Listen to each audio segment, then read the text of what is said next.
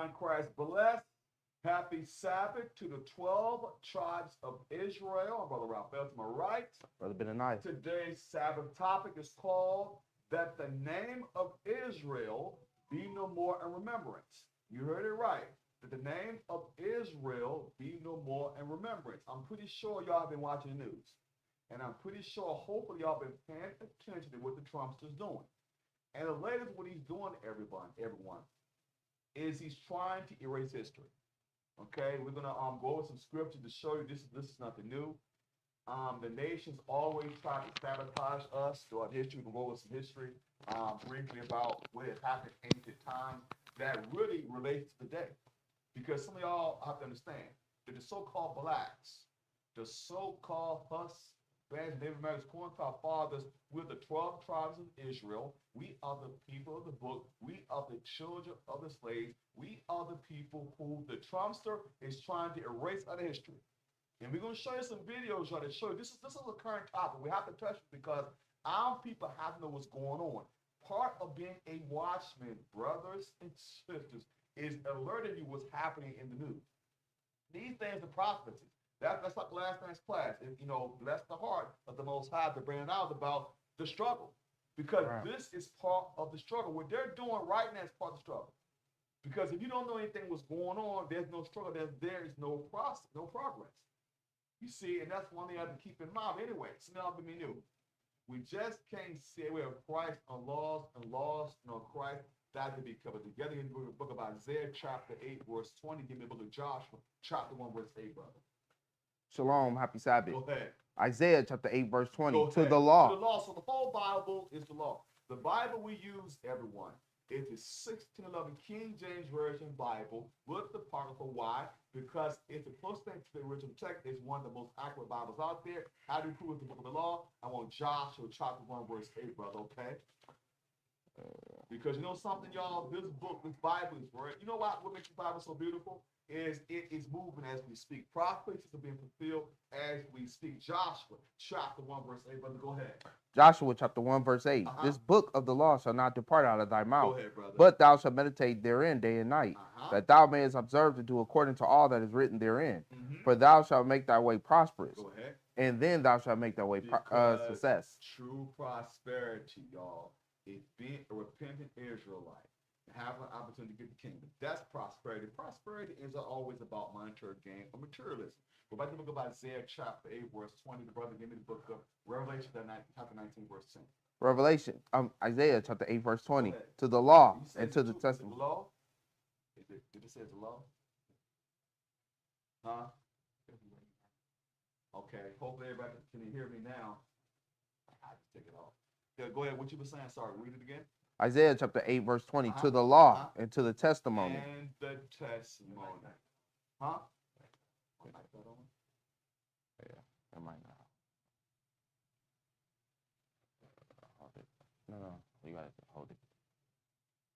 No, you gotta hold it.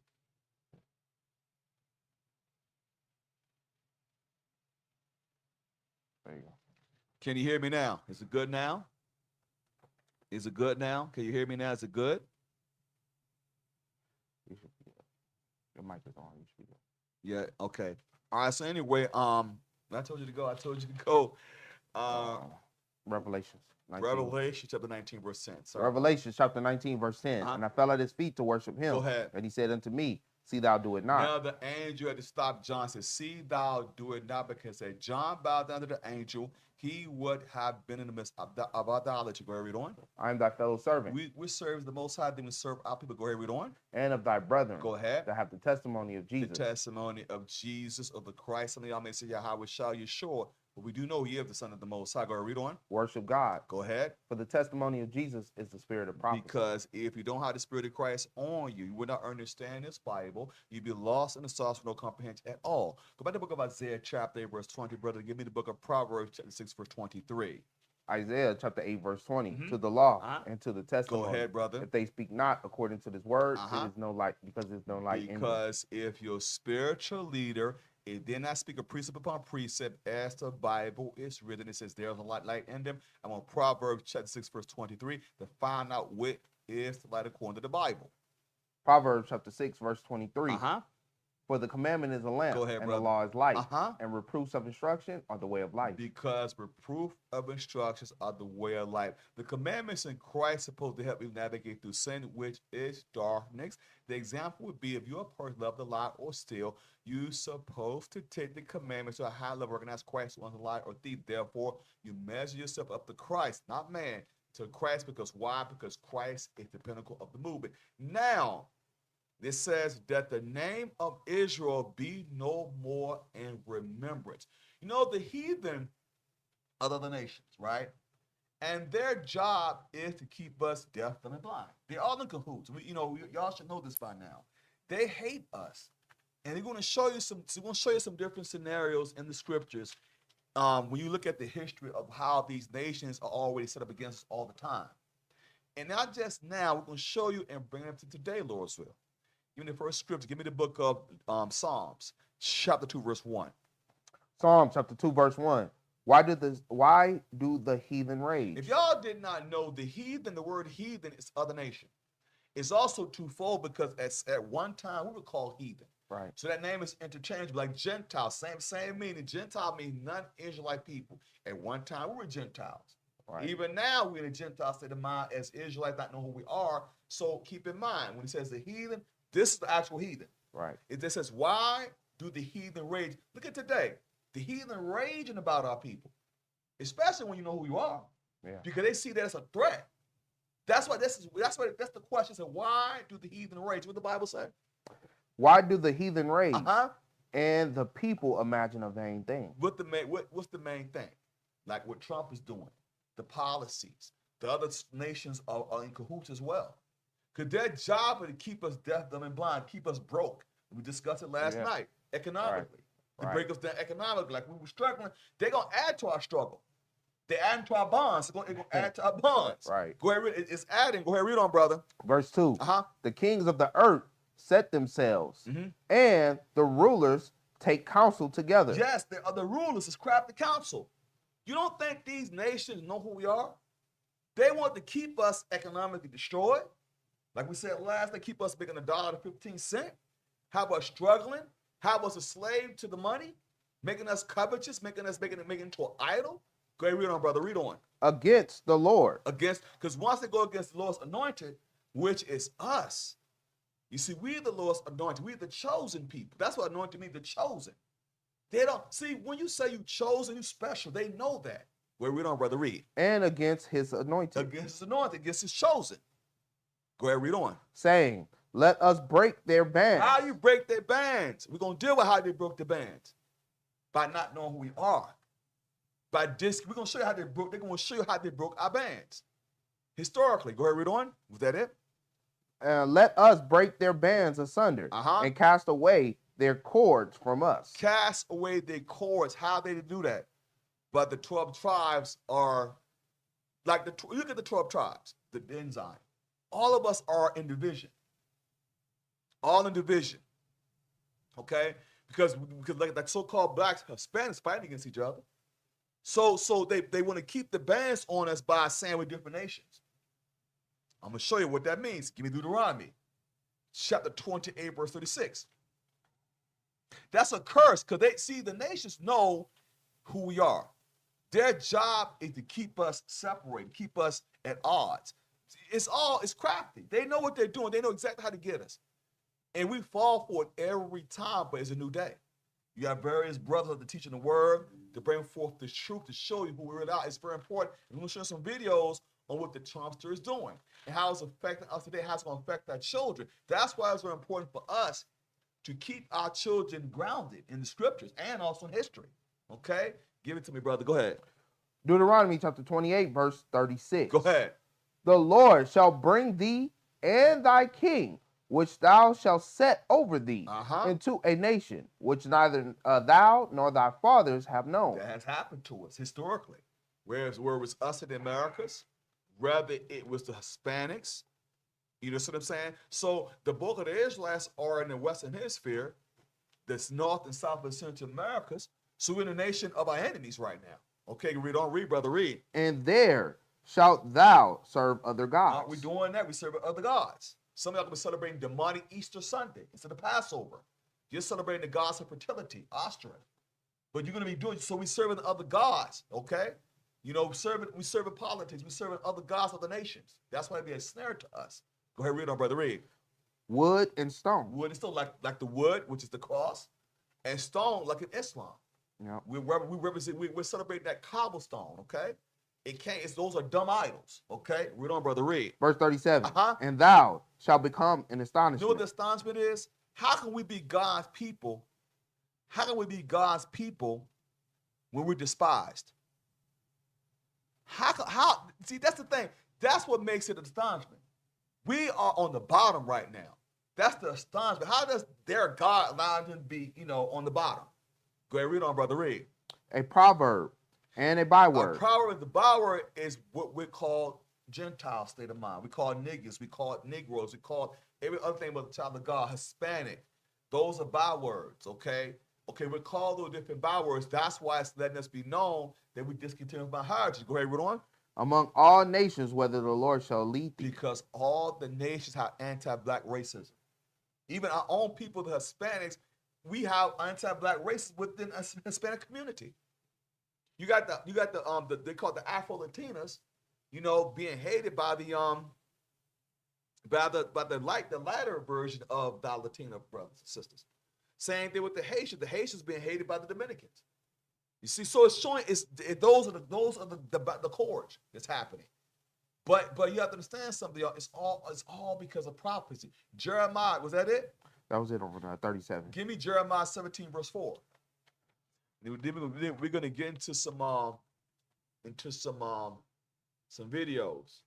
Then we can go back historically what this leads up to today. So bear with us, everybody. We're gonna go to some stuff right quick, but let me just go to that. Jeremiah 17, verse 4. Because you know something, y'all, the most important thing is for us to recognize that these people are treacherous. What Trump is doing, everyone, is showing you he's falling. What I love about Trump, though, is he's falling right into prophecy. Everything he's doing, he's falling right into prophecy. That's what I'm loving about it, because we can touch on this in the scriptures. He's really giving us material to teach on. And you have to understand, Trump said this before he was elected. Right. Don't think he's coming with nothing new. Mm-hmm. He been said it. Mm-hmm. He said he's going to turn this America around. That's what he's doing. Mm-hmm. But what he's doing is he's falling right into prophecy. That's falling what he's doing. Right. That's why we have listen, y'all. This is why we have to teach on this. This is a current event. It may sound redundant, but keep in mind it's actually happening right now. He's falling into prophecy. Jeremiah 17, verse 4, brother. Jeremiah chapter 17, verse 4. Uh-huh. And thou, even thyself, shall discontinue from thine heritage. How has that happened? By heart bondage, by a servant of the gods, slavery, heart bondage. They took our heritage from us, our understand who we are, took our nationality. Let me tell you something. What makes this captivity so devastating? This is the only captivity where we don't know who we are. Every captivity, we knew who we were. But this right here, this captivity is very devastating. Why? Because this is the only captivity where we don't know who we are. That's what I said, you discontinue from my heritage. Where are we going? That I gave thee. Uh-huh. And I will cause thee to serve thine enemies in the land which thou knowest not. For ye have kindled a fire in my anger, which shall burn forever. Forever. So what's happening right now, the Israelites are waking up. That's a threat. We'll go over that. We'll show you how it's a threat to the nations back then and a threat to the nations now. Because here's the thing. When you call yourself a Muslim, they're not complaining about that. You can call yourself a Muslim all day. Call yourself a Moor, they don't care about that. You know what I'm saying? Call yourself a Pan-African, they don't care about that. Call yourself an Egyptian, they don't care about that. But call yourself an Israelite. There's a problem. That's why they want to call us a hate group. They'll call us all these different things but the child of God. They know exactly who we are. We just don't know. All right? From there, 2 Maccabees, chapter 3, verse 48. After this, brother, we'll go to the videos, okay? Because we're going to share a current event, what's happening as we speak. And what's happening is these demons are falling right to prophecy. They're trying to dismantle the Black History Museum in D.C. And that's why it's up to us as the elders or the older generation to teach the young generation to keep this thing going. Because if we don't do this, y'all, he's gonna erase history completely and rewrite it. We show him what they've done this before. 2 Maccabees, chapter 3, verse 48. 3. 2 Maccabees 3:48. 48? Oh, I'm sorry. First Maccabees 1:48. I'm sorry. First Maccabees chapter 3, verse 48. My mistake. Wrong book. My apologies. First Maccabees chapter 3, verse 48. First Maccabees chapter 3, verse 48. Go ahead. And laid open the book of the law, wherein the heathen had sought to paint the likeness of their images. So this is also letting you know, even to today, these demons are trying to rewrite history to make America great again.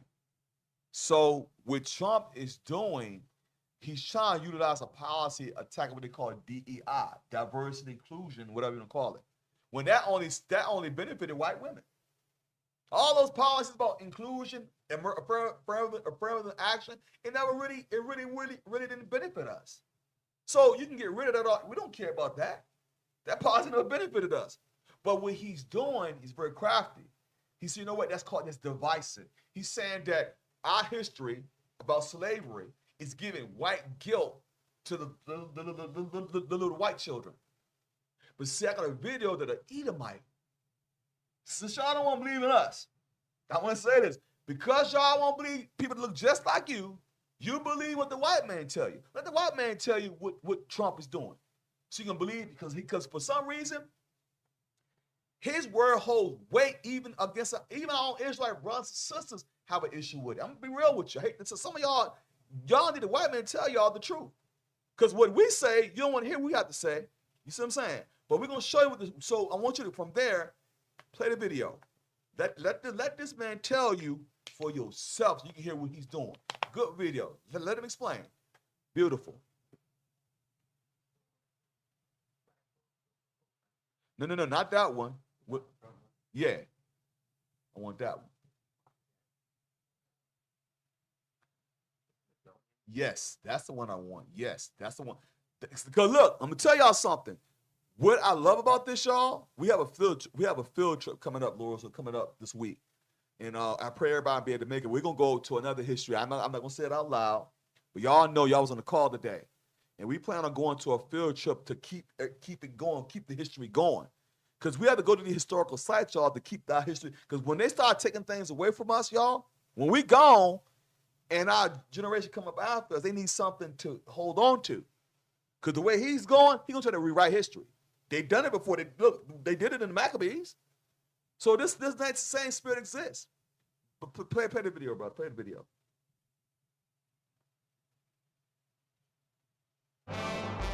Donald Trump's attempt, his concerted effort to erase the accomplishments of Black Americans is something I've been talking about, covering it. And it continues in a very dangerous way that reaches beyond the power of the presidency itself. I want to read a couple things here. I've got an AP article I want to read a couple paragraphs from. I've got an executive order from yesterday from Donald Trump. And I have proof that it is not within his power to commandeer, to hijack, to overtake in a hostile takeover the Smithsonian Institute, where he is specifically attacking the Black History Museum, the African American History and Culture Museum here, which, by the way, if you haven't gone, is a fantastic visit. It's a wonderful new addition to the Smithsonian lineup of museums here. Unbelievable displays and installations there. But let me read just, I'll put this on screen. This is his executive order. I want to read just a little bit from it to give you a flavor for the propaganda and the lies. And then we're going to get to why it's not within his purview as the President of the United States. But here we go. This is restoring truth and sanity to American history. The man who doesn't even know what year the Spanish flu was, who continues to ramble about conspiracy theories and lies and that the 2020 election was stolen or rigged or whatever. This is not someone we can rely upon for an accurate read on history when even the basics, like the Spanish flu of 1917, he gets one thing in his head and then he just sticks with it. Again, restoring truth and sanity to American history. by the authority vested in me as the president, by the Constitution and the laws of the United States of America, it is hereby ordered. It's already off to a bad start. We'll get to it about the legal nature and the founding of the Smithsonian Institution. It's not within his purview to do any of this.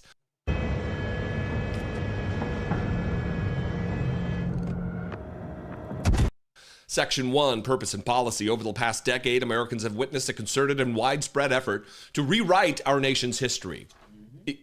Is it on the part of liberals and rational thinking individuals who want to rewrite our history, Donald Trump? Or is it you who wants to ban books and your Republican Party who wants to alter the understanding of history in our country?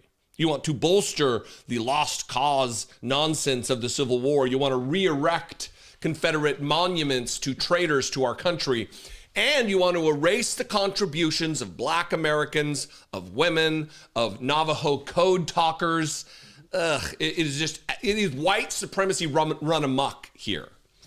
Replacing objective facts with a distorted narrative driven by ideology rather than truth, the revisionist movement seeks to undermine the remarkable achievements of the United States by casting its founding principles and historical milestones in a negative light.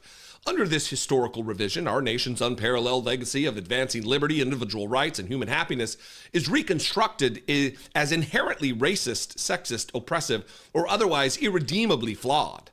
Rather than fostering unity and a deeper understanding of our shared path, I love that.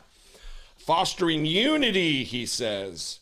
A deeper understanding of our shared path. Oh, yes. And widespread effort to rewrite history deepens societal divides and fosters a sense of national shame, disregarding the progress America has made and the ideals that continue to inspire millions around the globe. So he's admitting that some dark, horrific shit has taken place under the auspices of democracy in the United States.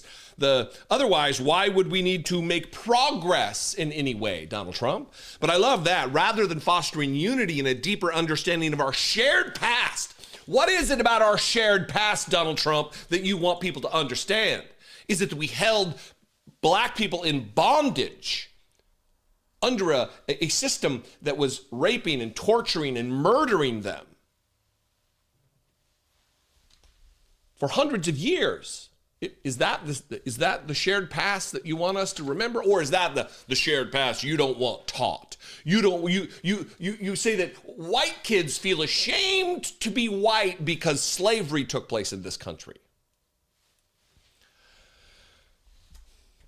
Donald Trump doesn't have any ability legally to do what he is doing. I'm going to read a little bit from this AP article, but let me read this from the Smithsonian website. This is the legal history from the Office of General Counsel. The legal nature of the Smithsonian. The Smithsonian Institution is considered unique in the federal establishment. The Smithsonian is not an executive branch agency and does not exercise regulatory powers except over its own buildings and grounds.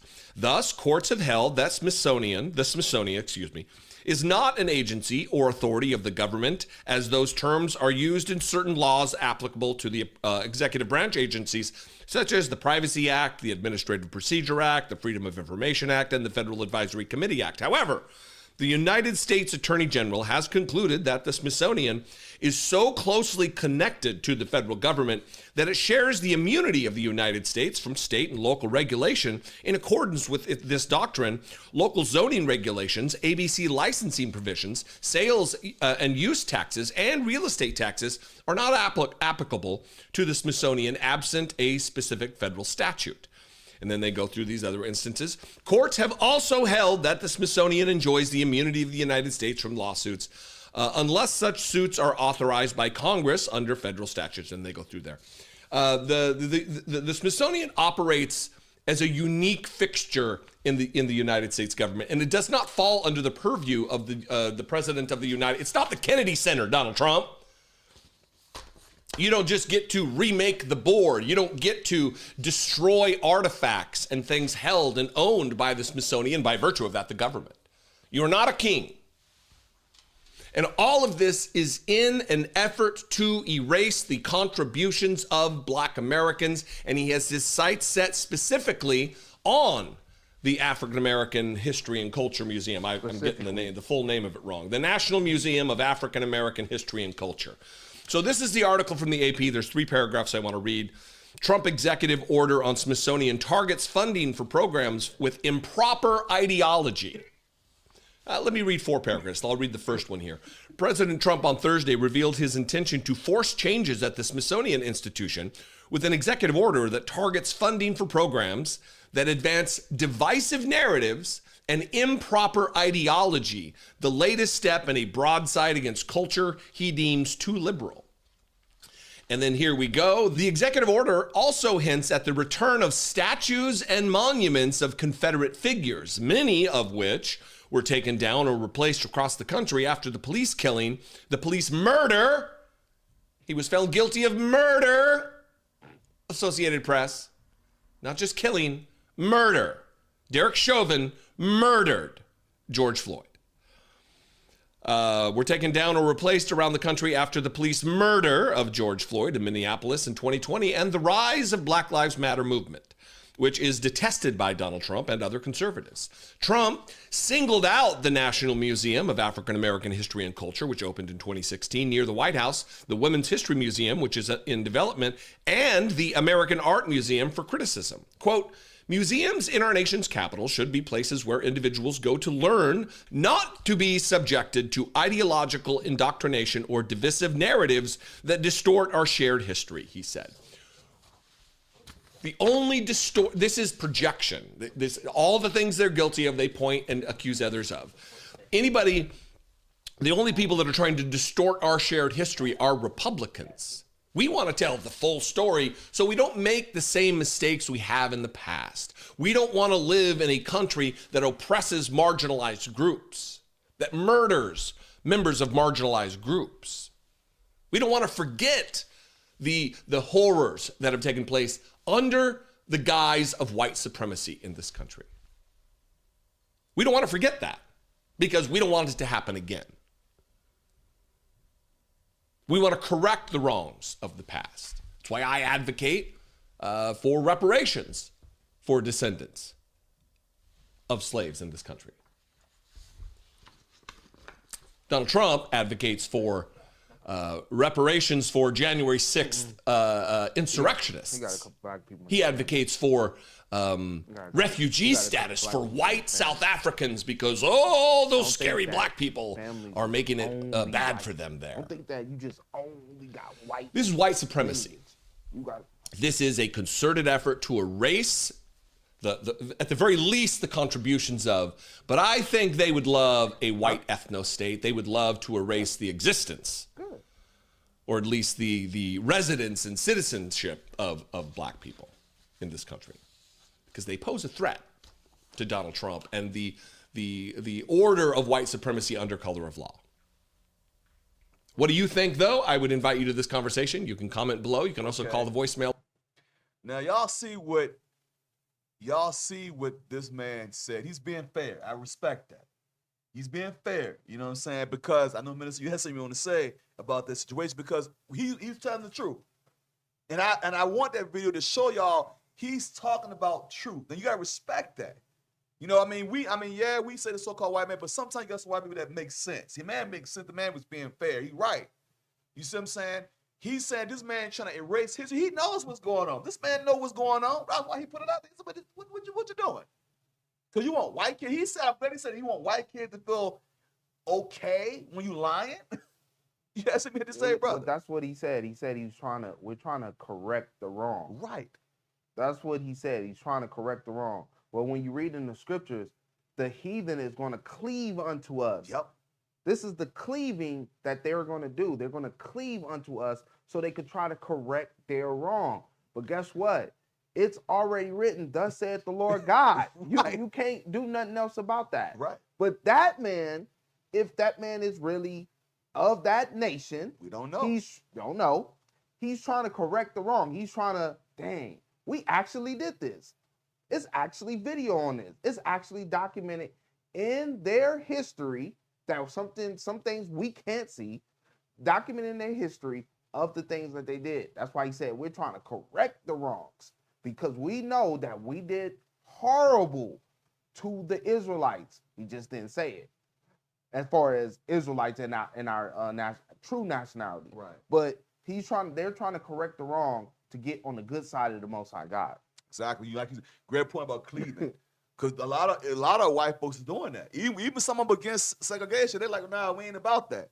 But like you said, they did it with some black folks, whatever the case may have them in their family. Yep. So they start saying, wait a minute, this ain't right.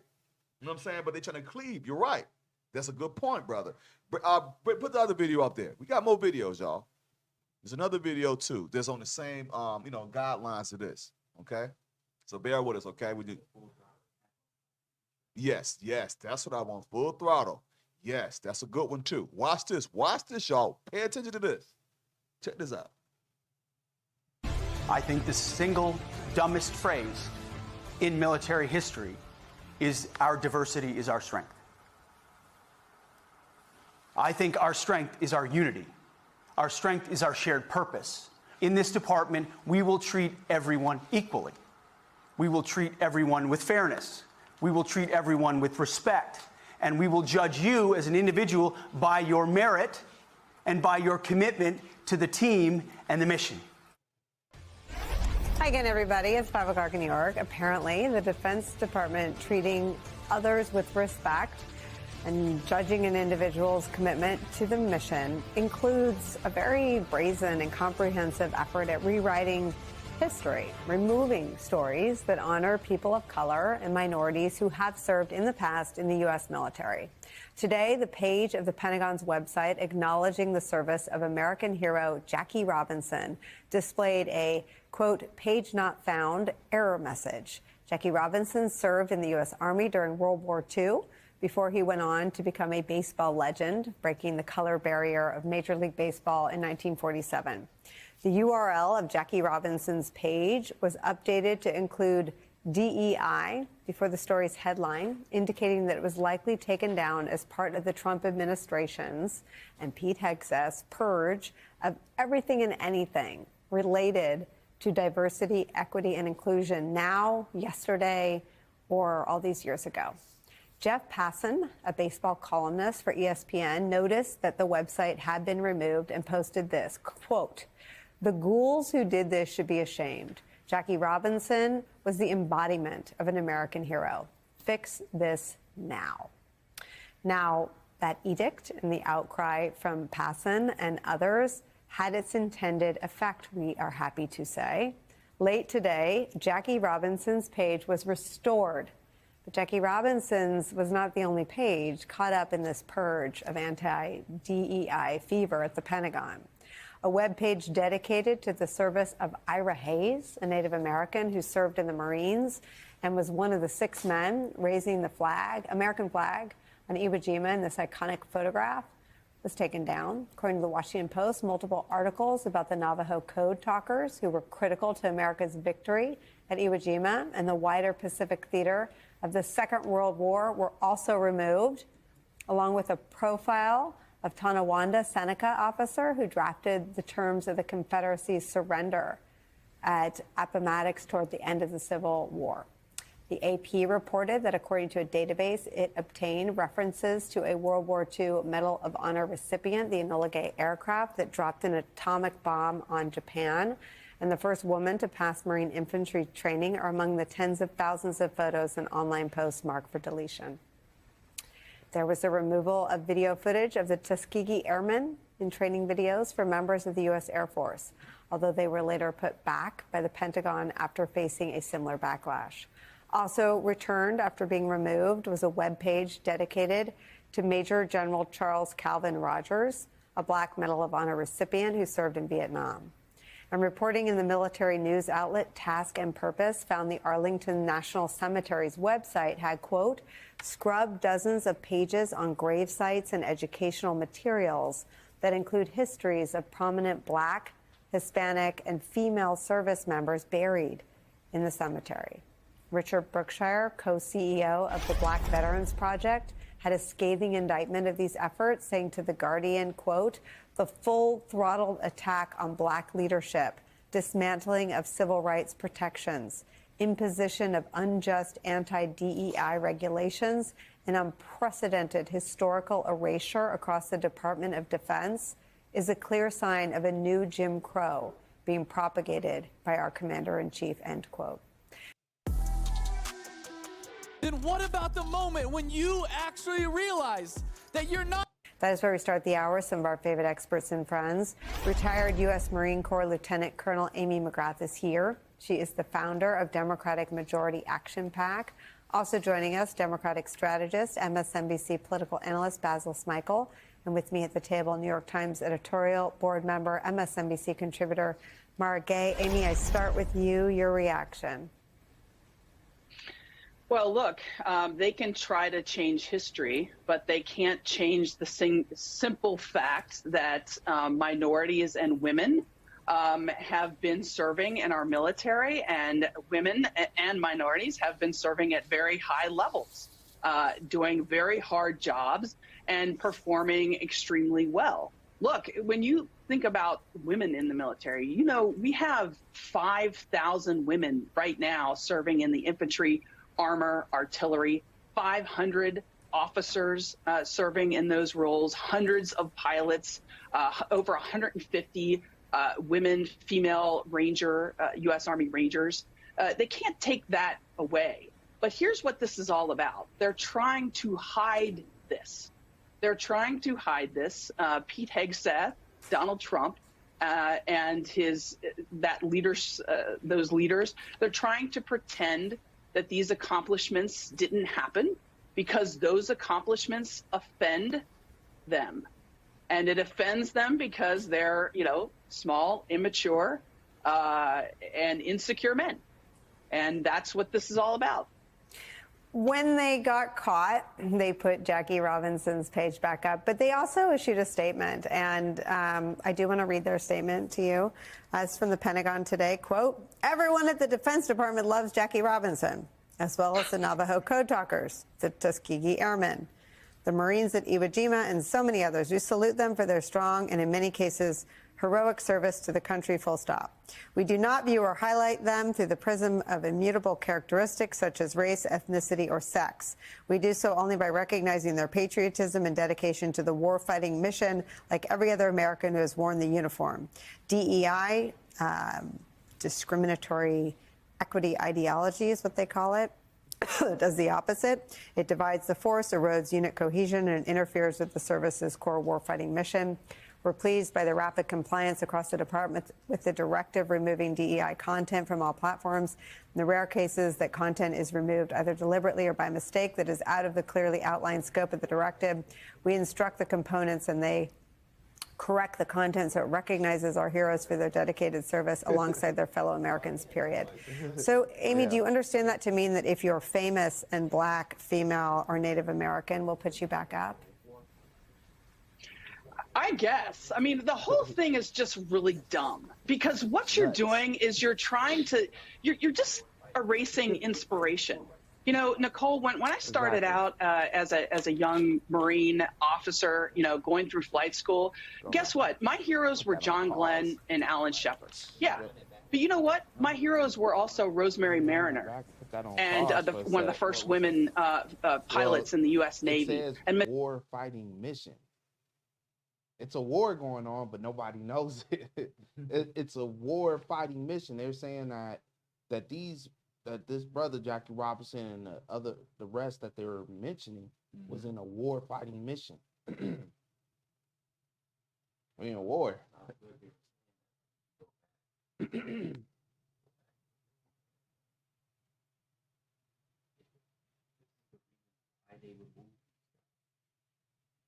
Is what they call it. It does the opposite. It divides the force, erodes unit cohesion, and interferes with the service's core warfighting mission. See what it's saying? They remove those images. Right. Those things that's going on. It's not a war, right? Right. Right. Unit cohesion and interferes with the service's core warfighting mission. Right. You know, and look at what they're doing. They're trying to. It's more. That's all that stuff is nothing but propaganda. Because you're doing a war fighting mission. That's the reason why you call yourself erasing it. What war is it talking about? It's full. See, you see how they're able to take ideologies and push their own narrative? That's why it's important for us to study. You see? It's a slip up. Go ahead. We're pleased by the rapid compliance across the department with the directive removing DEI content from all platforms.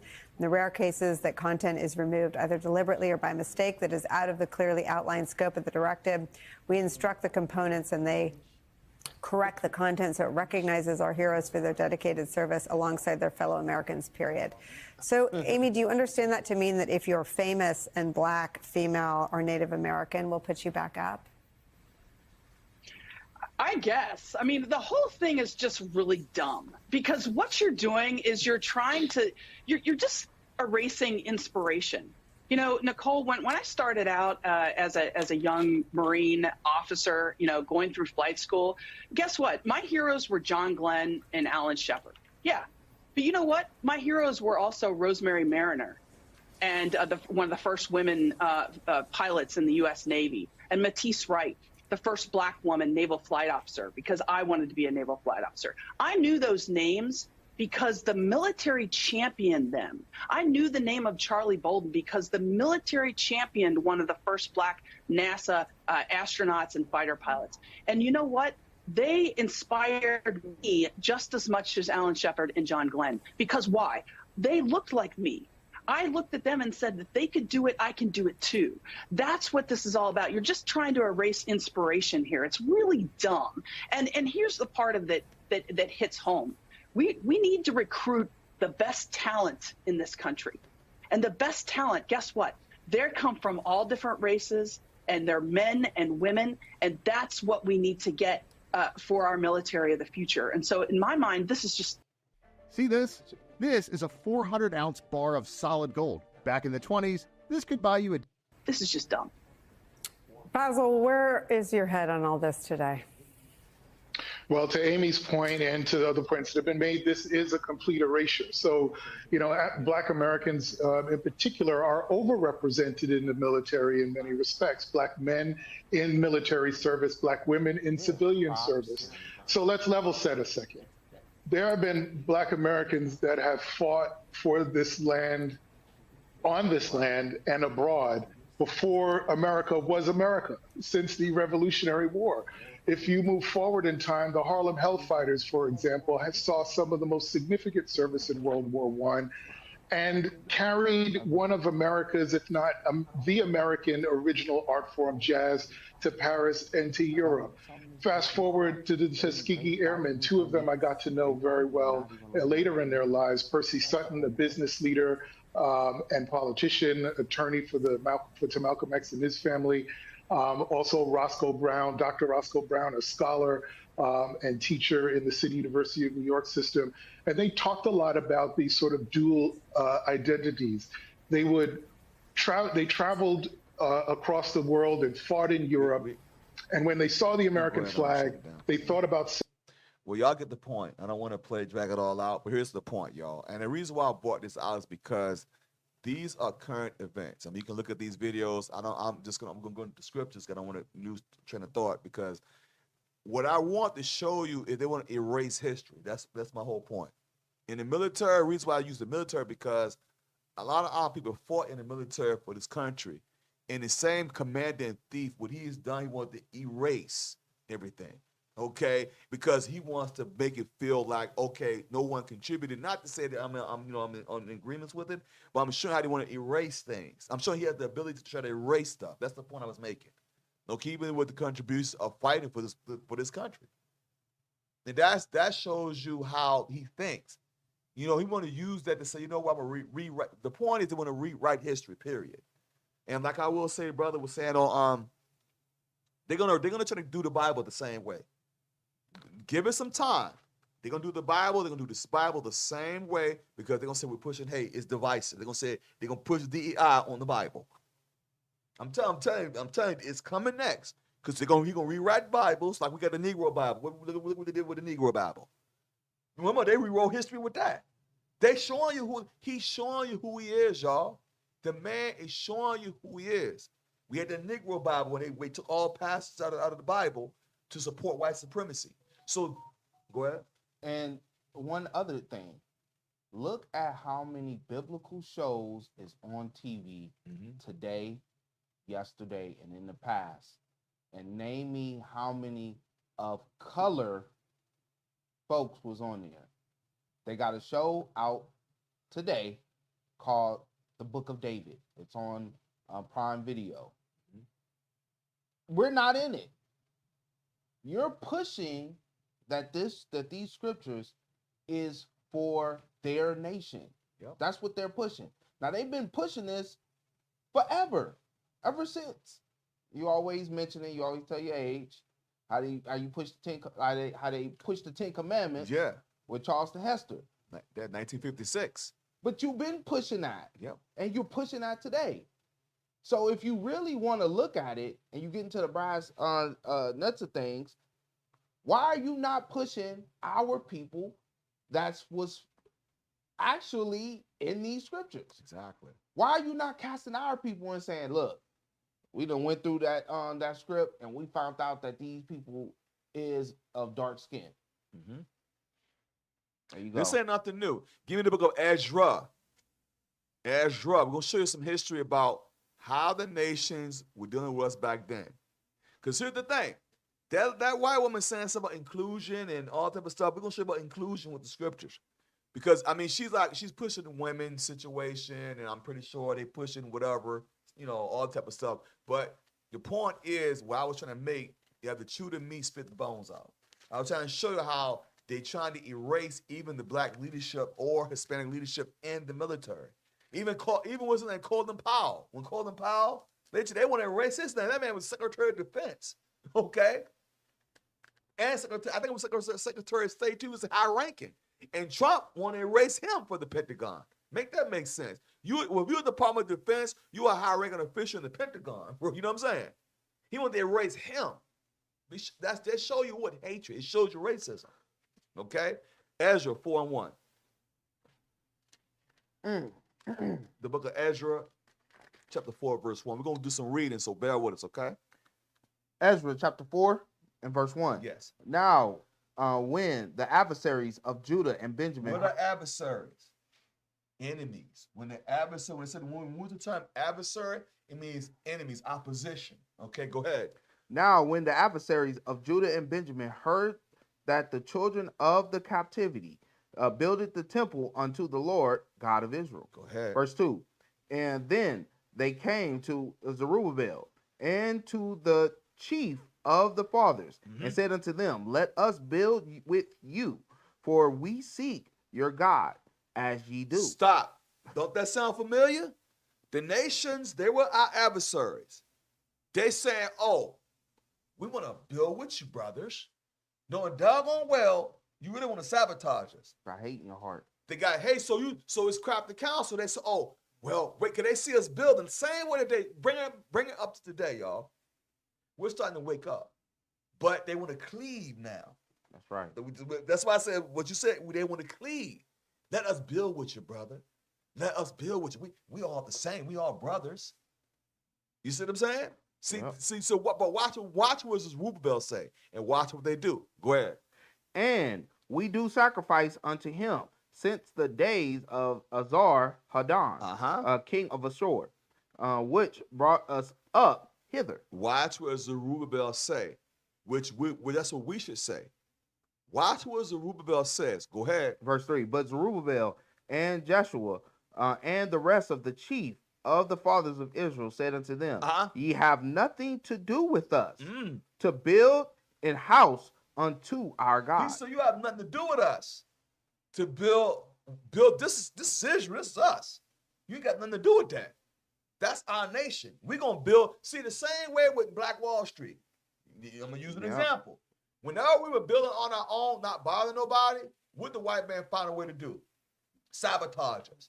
Look at all the cities that we were building on our own. They found some way to sabotage us. Because they know deep down inside we can build on our own. They know that. That's why they'll never give us land. They know we can build. They know we've done it before. You see what I'm saying? They know if they give us some land and give us some reparations, it's going to be a problem. Because we got a bunch of brilliant minds in the Black and Hispanic Native American community. They know that. We're the salt of the earth. They know that's why they want to say, well, we're going to cleave to these people. Because then we special. Go ahead, read on. Go ahead, read. But we ourselves together will build unto the Lord God of Israel, as King Cyrus, the king of Persia, had commanded us. Go ahead, watch Verse this. 4. Then the people of the land weakened the hands of the people of Judah and troubled them in building. See that? You see what they're doing, don't you? Then when they find out, oh, y'all don't want us to build with y'all, then they start weakening, they start sabotaging. When it says weaken, they start to sabotage. They troubled Israel. Because we didn't include, it was no inclusion. We said, nah, Zerubbabel said, nah, you have nothing to do with us. Because even the king of Cyrus, the Lord put the spirit on him, our oppressor, to leave us alone, let us build. But other nations were like, nah, Since you don't want us to help you build, we're going to trouble you now. Right. They will sabotage. Same way with us now. Because Israel, we're on the uprise right now. We're starting to wake up. We're starting to wake our people up. Because we don't push Christianity, inclusion, they call us a hate group. Right. Watch what they do. Keep reading. It gets better. Watch what they do. Read. Verse 5. And hired counselors against them. Do what? What they do? And hired counselors against them. See? Now they're going to hire counselors against us now. Go ahead. To frustrate their purpose. See? To frustrate the purpose. To frustrate the cause. Because they know deep inside, once we build, oh man, it's going to be something. Go ahead, read on. The struggle is over. All the days of Cyrus, king of Persia, even until the reign of Darius, king of Persia. Go ahead. Verse 6. And in the reign of Ahasuerus, Ahasuerus, in the beginning of his reign, wrote they unto him in accusation against the inhabitants of Judah and Jerusalem. So they put an accusation out there on us. See what they did? They going to the kings, to the nobles, to go against Israel. Why? Because we don't want them to build with us. Because we are our own nation. We're a nation within a nation. They know this. Go ahead, read on. Verse 7. And in the days of Xerxes wrote Bishlam, Mithrath, and Tabeel, and the rest of their companions, unto Xerxes, king of Persia. And the writing of the letter was written in the Syrian tongue, and interpreted in the Syrian tongue. Go ahead, brother. Rehum, the chancellor, and Shishai, the scribe, wrote a letter against Jerusalem to Xerxes, the king, in this sort. He wrote this letter against Jerusalem to Xerxes. They go into the same way if they go to the nobles today on us. So, we're going to go to the politicians or the nobles against y'all because y'all want to include us in y'all build. Y'all pushing hate. You see what I'm saying? It's the same. It's equivalent. They pushing hate. They don't want to build with them. Build with us. It's the same spirit. Go ahead, keep it. It gets better. Read. Verse 9. Then wrote Rehum, the chancellor, and Shimshai, the scribe, and the rest of their companions, the Danites, the Apasharites, and the Tarpolites, and the Arphasites, the Archavites, the Babylonians, the Sushanites, and the Hivites, and the Elamites. let me share something with y'all. Those people still exist today, okay? They still here. It's just they call it something different, all right? It's kind of a tongue twister. Go ahead, read.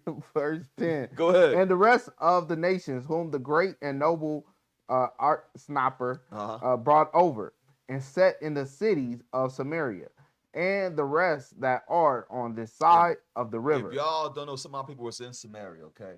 So remember, some of our people were in Samaria. They call them Samaritans. Some of our people resided in Samaria, if y'all didn't know that, right? Go ahead, read on.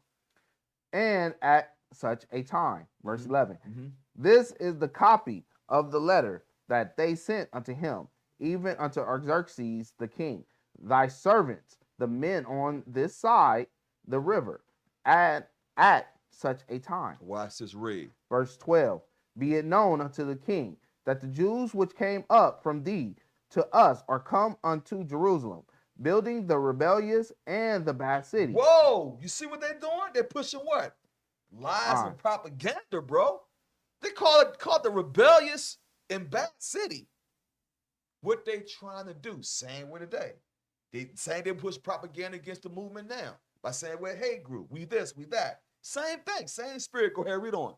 And have set up the walls thereof, and joined the foundation. Go ahead. Verse 13. Be it known now unto the king that if this city be builded and the wall set up again, then will they not pay toll, tribute, and custom, and so shall and damage the revenue of the king. See how they lying? Oh, if you let them build, they ain't gonna pay your tribute, pay your taxes.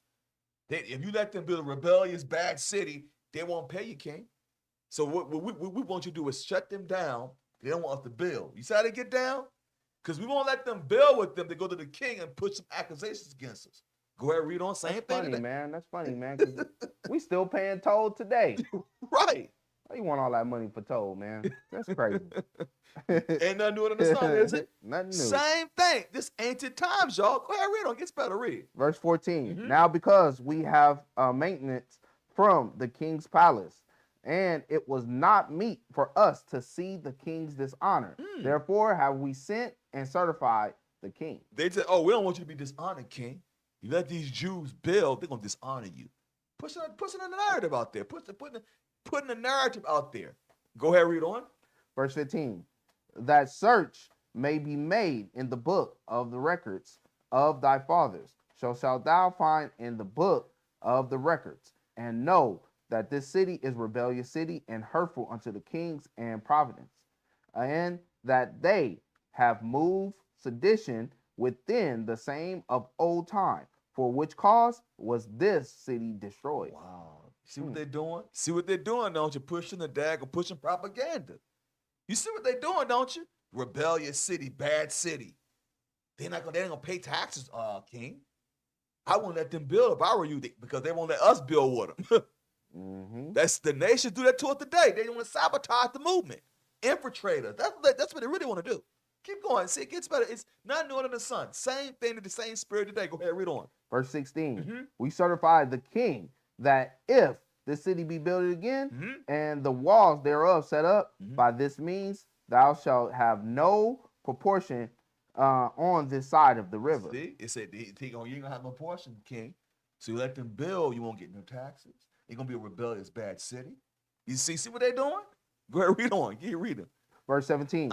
Then sent the king an answer unto Rehum, the chancellor, and to Shimshai, the scribe, and to the rest of their companions that dwell in Samaria, and unto the rest beyond the river, peace and at such a time. Go ahead. Verse 18.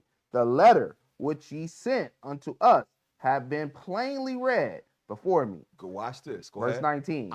And I commanded, and search have been made, and it found that this city of old time had made insurrection against kings. Because we were fighting against our enemies, because they were trying to attack us. So when they look on the record, they say, oh, this insurrection against the king. No, we were being delivered from these captivities. So they might have saw the records, but they want to twist that thing and say insurrection. Same way with Nat Turner. They call Nat Turner rebellion, called an insurrection. Even though they was oppressing Nat Turner. You see how they flip things called insurrection? We're trying to fight against oppression. They call it insurrection. A rebellion. We rebels because we're fighting for what? For freedom. Same spirit. Same spirit. Keep reading. Go ahead, read.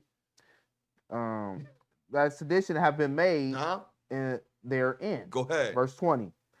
There have been mighty kings also of Jerusalem, which have ruled over all countries beyond the river, and toll, tribute, and custom was paid unto them. See, he says, when they had rulers over them, they was paying tribute to them, king. But they ain't trying to pay you. See what they're doing? To sow discord. They think that's dividing. They know what they're doing, y'all.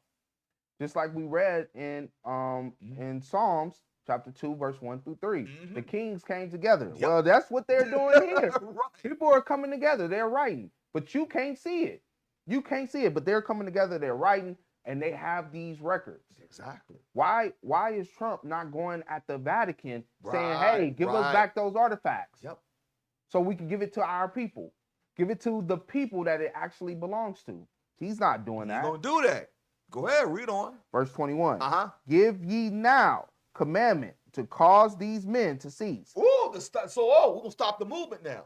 Stop this. He said, give commandments to make them cease with the work. Read on. And that this city be not builded until another commandment shall be given from me. Wow. Read on. Verse 22. Take heed now that ye fail not to do this. Why should damage grow to the hurt of the kings? Because they're coming together. He trying to throw a little dart at us saying, okay, stop them, king. Because if they build up, they ain't going to pay you tribute. They ain't going to do this for you. All the other kings rule, and look at what he paid them. Go ahead, read on. See how they're doing? Go ahead, read on. Verse 23. Now, when the copy of King Xerxes' letter was read before Raham and Shimshai, the scribe, and their companions, they went up in haste to Jerusalem unto the Jews and made them to cease by force and power. See what they did? They stopped the movement. They stopped us from building the temple. See, they knew what they were doing because because they didn't have their hand in it, they show hatred for Israel. Same way today. If we don't let them build with us, they hate, they're a hate group. But the Lord thy God commanded us to build on our own. Don't have them build. No one's supposed to build with us. We're supposed to build our own nation up. We don't need these people to build with us. That's what Zerubbabel said. Look, we don't need y'all to build. You have nothing to do with us. But when they heard that, the nation said, you know what we're going to do? We're going to conspire with the kings. Why do the heathen rage? Conspire together against our anointed ones. Go ahead, read on. Verse 24. Then cease the work of the house of God, which is at Jerusalem. So it ceased until the 2nd year of the reign of King Darius, Darius, king of Persia. You see what happened? You see what they did, don't you? They made a stop at that time. You can't stop God's people, though. Next verse, next chapter. Ezra chapter 5, verse 1. Then the prophets, Haggai the prophet, and Zechariah, the son of Iddo, prophesied unto the Jews that were in Judah and Jerusalem in the name of God of Israel. So watch what happened now, because now the Lord will put the Spirit upon us to do what? To go another way now. Go ahead, read on. Even unto them. Verse 2. Then rose up Zerubbabel, the son of Shealtiel, and Jeshua, the son of Zodak, and began to build the house of God, which was at Jerusalem. And with them were the prophets of God helping them. So now they can't stop the progress. You can't stop the rain. Because we're going to keep on building. So no matter what they were doing to conspire against us, we kept building. Watch this. Go ahead, read on. Go ahead, read on. Verse 3. At the same time came to them Tatnai, governor on this side of the river, and Shethor Bosni and their companions, and said thus unto them, who had commanded you to build this house and to make up this wall? Okay. He said, wait a minute, y'all supposed to be building it all. Who gave you commandment to build this? Because we didn't care. We said, you know what, the heck with this? You saying we can't build? We're going to build because our God told us to build. You have to stop us literally. That's what Zerubbabel, the Haggai. Look at the prophets of Israel. Haggai, Zechariah. Okay, you got Zerubbabel. So these men will say, you know what, we're gonna build this. No matter what they say. That's why he asked. That's what he's asking. Well, who gave you authorization to build this? Watch what they say. Go ahead, read on. Verse 4. Then said we unto them after this manner, what are the names of the men that make this building? Watch this. Verse 5. But the eye of their God was upon the elders of the Jews. The elders of the Jews, the older generation, to do what? To direct the people. You see, he said, put the elders of the Jews. Read on. That they could not cause them to cease till the matter came to Darius. And then they returned answer by letter concerning this matter. Go ahead, brother. Verse 6. The copy of this letter that Tatnai, governor of this side of the river, and Shethor Bosni, and his companions and the Arphaxadites, which were on this side of the river, sent unto Darius the king. They sent a letter unto him, wherein was written thus unto Darius the king, all peace. Verse 8, be it known unto the king that we went into the province of Judea, to the house of the great God, Go ahead. which is builded with great stones, and timber is laid in the walls, and this work goeth fast on, and prospereth in their hands. Because once the Most High is behind what you building, every time you build, brothers and sisters, you have to have the hand of God behind you. That's why those men have no fear. They were like, you know what, the heck, we're gonna build. May the Most High be with us. That's why Hagar, Jerubbaal, all the Zacharias, they said, no, we're gonna keep on building until something comes up. Okay, they just kept on going. And you got to know that it was a year within they stopped building when they started building. Well, what happened in that year? In that year, man, you have all kind of things that happen as far as the weather, as far as things just withering away, things is going on. So our mighty men was like, nah, man, we ain't doing that no more, because the work that was started is gonna get diminished. So we're gonna continue this work. Keep the work. Yeah, right. Go ahead, read on. Good. Go ahead, read on. Verse 9. Then asked we those elders, and said unto them thus, who commanded you to build this house and to make up these walls? Go ahead. We asked their names also to certify thee, that we might write the names of the men that were the chief of them. Go ahead, brother. Snitches. You see? See what they get the doing? Names. Why you just don't say it was the people of Israel? Right. Same way today. When I find out what's your name, who are you? Well, go ahead. See how they doing? Go ahead, read on. Damn near wanted their social security number. Verse 11. And thus they returned us answer, saying, we are the servants of the God of heaven and earth. Go ahead. And build the house that was builded these many years ago, which a great king of Israel builded and set up. You see what they say? You see how they answer them? This is the work of God you're trying to go against, sir. Okay?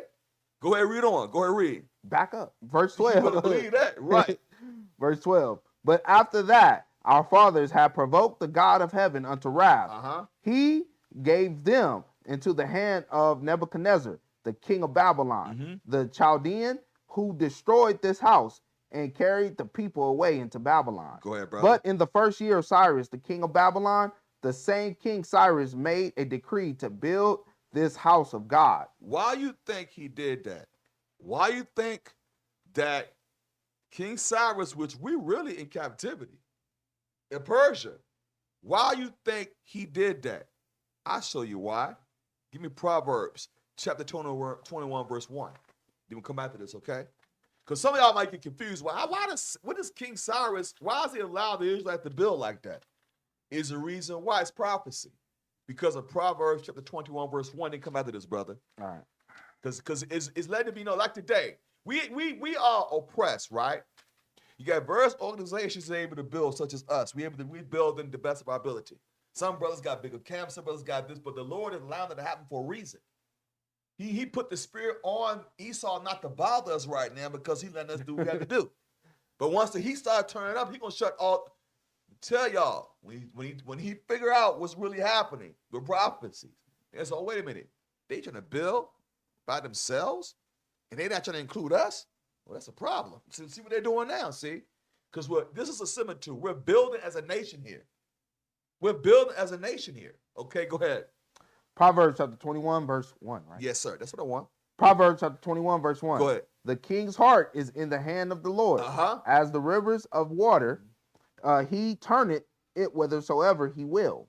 Verse 2. Then that's all I wanted. Go back to Ezra chapter 6, chapter 5, verse 13 again, because now you understand that's why the Lord allowed, that's why King Cyrus allowed us to build, because the Lord put the spirit on him to allow us to build. That's what he did. That's why the king's heart is in his hand. Go ahead, read on. Verse 13. But in the first year of Cyrus, king of Babylon, the same king Cyrus made a decree to build this house of God. Watch this. Verse 14. and the vessels also of gold and silver of the house of God, which Nebuchadnezzar took out of the temple that was in Jerusalem, and brought them into the temple of Babylon. Those did Cyrus the king take out of the temple of Babylon, and they were delivered unto one whose name was Sheshbazzar, whom he had made governor. Watch this. Go ahead, read on. Verse 15. And said unto him, take these vessels, go, carry them into the temple that is in Jerusalem, and let the house of God be builded in his place. Because he allowed, because the Lord put the spirit on that king, even though the nations was against us. See how the Most High did things? The nations was trying to do things for our hurt, but the Lord turned around for our good. Right. Because the heart of the king was in the hands of the Most High. He allowed us to build even in captivity. Right. Even though the nations was upset, they're like, wait a minute, they gonna build? Nah, we can't let them build. What did they gonna cross-dress doggone, and what's his name? J. Edgar Hoover say? He said, the Negro unity is we want to stop that unity. Okay, you know how powerful we can become. I'm talking about as a nation, they know that. That's what the nations were fearing. But the Lord put the spirit on Darius, put the spirit on these kings, our oppressor, to allow us to build. Keep reading. Go ahead, read. Verse 16. Then came the same Sheshbazzar and laid the foundation of the house of God, which is in Jerusalem. And since that time, even until now, hath it been in building, and yet it is not finished. It ain't finished. Go ahead, read on. Verse 17. Now therefore it is seen good to the king. Let there be search made in the king's treasure house, which is there at Babylon, whether it be so that a decree was made of Cyrus the king to build this house of God at Jerusalem, and let the king send his pleasure to us concerning this matter. Because what the Lord did to the king, he allowed the king to give us mercy to build up our nation. Same way he's allowed our oppressor ain't really bothering us too hard yet. And I say yet, because it's gonna come, it's coming. Persecution, it's gonna come to a time, y'all, she gonna shut the Bible down. Because he gonna say it's too divisive. See what Trump using words. He's playing with words. It's divisive. You know, the indoctrination. Come on, man. Indoctrination about the truth. What make the truth so? Why are you telling us that slavery, all these things, indoctrination? It happened. It ain't indoctrination. It happened. It's documented. It's the truth.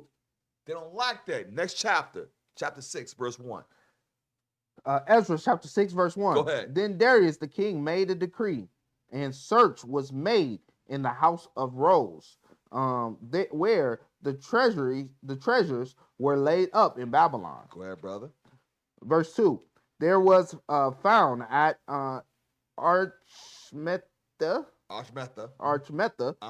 in the place that is in the palace. Oh, that was in the palace. That is in the province of the Medes. A roll, and therein was a record thus written. Go ahead. Verse 3. In the first year of Cyrus the king, the same Cyrus the king made a decree concerning the house of God at Jerusalem. Let the house be builded, the place where they offered sacrifices, and let the foundations thereof be strongly laid. The height thereof 60 cubits, and the breadth thereof 60 cubits. So who's putting the spirit on him to do this? The Most High. Right. The Most High is allowing him to give us decree to protect us from the nations to build. Because the nations really want to destroy us because we didn't let them build. Right. But the Lord thy God switched it up on us. He switched it up. Why? Give me Proverbs chapter 16, verse 7. From there. And come back to this. There's a reason why. Because we stayed strong. We kept commandments. See, once you keep commandments, even though you may be oppressed, the Lord may elevate you, even in your building. Because he allowed our oppressor to let us build. But the nations was against us. Same way today. The nations don't like what we're doing. I'm telling you, they call it the hate group, everything under the sun. Proverbs chapter 16, verse 7. Proverbs chapter 16, verse 7. When a man's ways please the Lord, he maketh even his enemies to be at peace with him. That's the point. Because when you please the Lord by applying the commandments, he'll make your oppressor be at peace with you. That's why Darius didn't bother us with the building. It's okay, let him build. Cyrus didn't bother us with the building. He said, let him build. Because the Lord that God had his heart in his hand. Where we don't go back to Ezra. Ezra chapter 6, verse 4. Yes. With 3 rows of a great stone, and a row of new timber, and let the expense be given out of the king's house. Verse 5. And also let the gold and silver, the golden and silver vessels of the house of God, which Nebuchadnezzar took forth out of the temple, which was at Jerusalem. Remember Nebuchadnezzar did that? And what the Most High did to him? The handwriting was on the wall. Remember that? Yep. The handwriting was on the wall when he took it out the temple. But he said, but what this king is saying, bring it back. Bring it back. Restore that back to them. Go ahead, read on. Man, I ain't stupid. I saw what happened to Nebuchadnezzar. I ain't nothing that happened to me. You know what I'm saying? The handwriting was on the wall. Remember that? The handwriting was on the wall. Okay, go ahead, read on. And brought unto Babylon to be restored, and brought again unto the temple which was at Jerusalem, every one to his place, and placed them in the house of God. Go ahead. Verse 6. Now therefore, Tatnai, governor, beyond the river, Shethanai Banazi, and your companions, the Arpharites, which are beyond the river, be ye far from thence. Watch what he say. Watch this. Verse 7. Let the work of the house of God alone. Leave it alone. He said, let this alone. Okay, go ahead, read on. Let the governor of the Jews and the elders of the Jews build this house of God in his place. So you see what happened? See, he said, leave them alone. Let them build their nation within a nation. This is ordained by God, by the way. The Lord is allowing this to happen. Go ahead, read on. Verse 8. Moreover, I make a decree what ye shall do to the elders of these Jews for the building of this house of God, that of the king's goods, even of the tribute beyond the river, forthwith expenses be given unto these men, that they be not hindered. Leave them alone. See how the Most High put the spirit, when a man's ways, people, Lord, look at what he's doing. He said, like, we're in captivity, y'all. He's allowed, the Lord putting the spirit on it and say, you know what, leave them alone, let them build.